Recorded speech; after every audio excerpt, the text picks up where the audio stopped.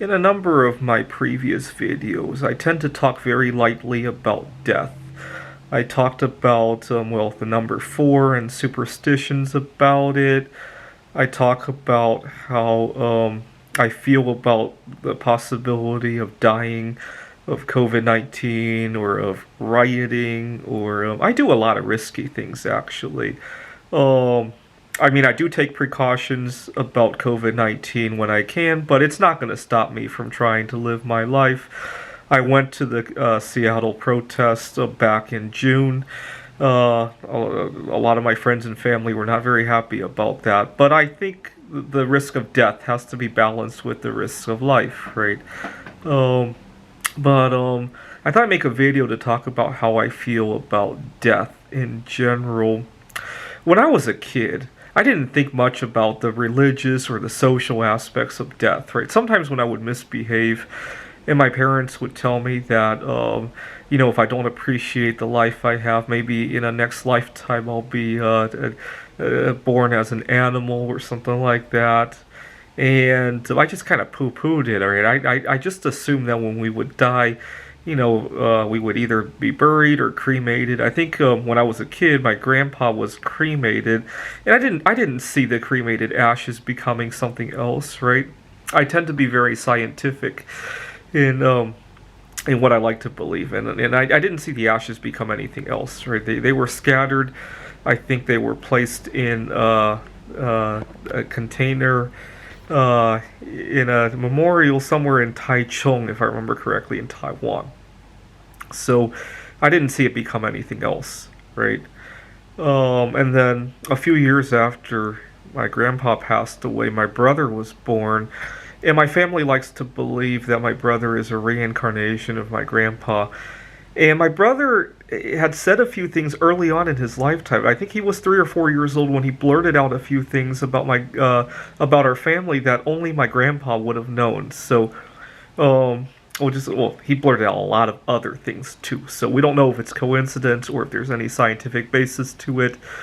Whatever the case is, I really didn't take death very seriously until I was in my early 20s. I was writing computer games, and I started to think about the concept of what would happen to my computer games after I died. See, at this point, I had been writing computer games for about 1 or 2 years, and I didn't see any end to it, right? It seemed like the more I wrote, the more the ideas came, and the more that I wanted to write. I still feel that way, even though it's been 9 years now. And so I started to worry about what's going to happen to my computer games after I die. When I was a kid, I was fascinated with Fermat's last theorem. Fermat had written down an interesting theorem. He never wrote down the proof to it, and he died. And it wasn't until 3 centuries later that a mathematician came up with a proof of it. But it was a very long proof, right? I still believe Fermat had a much shorter proof to the theorem. Even I can't understand the modern proof of Fermat's last theorem. Sometimes I still look at that problem and think about a more concise proof, which I think exists. So I had big fears of what would happen to my computer games after I died. When I was 21 years old at this point, I dated a girl who had taken advantage of me. And it made me very fearful about the concept of reincarnation, because I do not want to be reincarnated in a family like hers. She was 18 years old. She had a child from a previous relationship. She was pregnant with her second child. Obviously, the father of both of those children were nowhere to be found. Her father had was a borderline alcoholic. And her mother obviously had some other problems, right? She had been married 3 times, and I don't want to say if this is a good or a bad thing, but her mother had been in some legal trouble because they had sent her to live with her grandparents so that she could go to a better school district, and they gotten caught doing that. I don't know the fallout of all that. But it made me worry about in the future being born to a family like that. And so now when I think about dying, It really gives me pause, right? I'm still not going to let that stop me from enjoying my social life here in 2020, though. But I'm going to be a little more careful. But sometimes when I think about, for example, uh, what I used to have a bad habit of getting into car accidents. I totaled two cars in my lifetime so far. I have a habit of daydreaming while driving, to the point that I totally lose track of the fact that I'm driving. Also, 3 years ago, I got so involved writing computer games, I wasn't sleeping right. And oftentimes, I would wake up while I was driving. Like the first recollection of the morning, I was already on the highway, and not a very good habit to have. But then I realized that there's so many things I want to do, and how it would be like if I were born in a dysfunctional family. Um, and then obviously this year, there's been a lot of threats of death, right? And it made me want to publish as much as I can before something were to happen. I distinctly remember the other night back in July when I finally submitted 4 papers, and I clicked the submit button, and a huge wave of relief just washed over me. And I remember getting the best night's sleep for a very long time because I realized I could die and not be too regretful about it. So I got a very good night's sleep, if I remember correctly. I've had a few nightmares over the last few months about dying. I had, or at least about conflict. I had dreamt that I was wanted for 2 counts of murder, and I was probably going to be executed.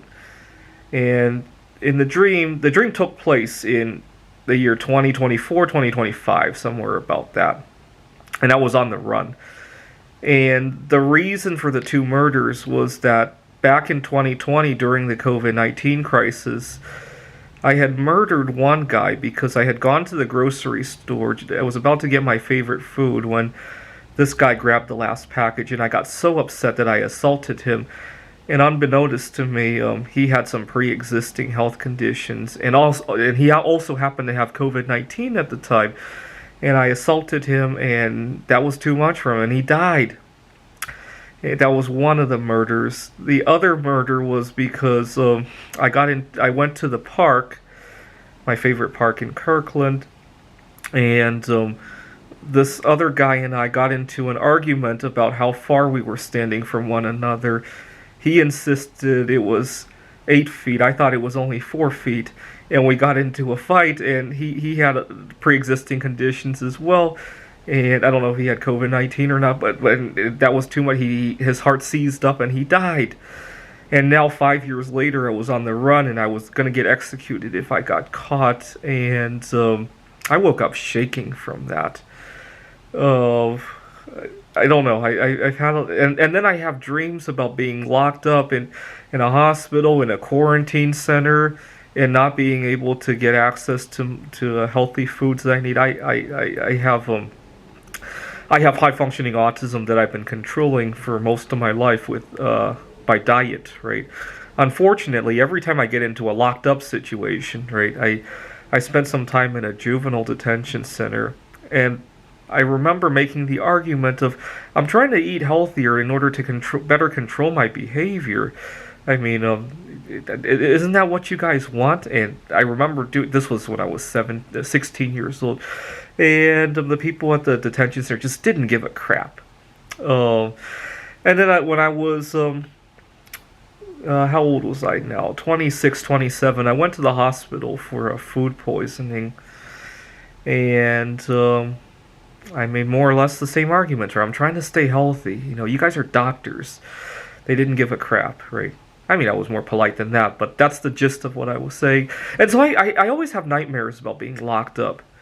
I mean, my experience at the detention center probably wasn't the worst thing in the world. It definitely has given me pause every time I want to misbehave, right? So it's a mixed bag. But it makes me worry. When I first heard about COVID-19, that was my number one worry, more so than the dying of COVID-19. I hate conflict. And But after I submitted those papers to the conference, a huge wave of relief has washed over me. Of course, in the 3 months since then, I've had new ideas, and right now I'm working on another paper. Once I hit the submit button, I'll probably feel a big wave of relief too. Anyways, that's what I feel about whether or not I believe in life after death. Well, I want to be conservative, and in case it's true, I want to do the best I can to mitigate all the problems that can come with it, right? So that's part of the reason why I want to stay healthy, so I can live another 200 or 300 years until the world cleans up, right? And there's no more dysfunctional families. I'm optimistic about that, by the way. And I would hate to have unsolved problems that I don't get to finish and leave them behind, right? Thanks for watching.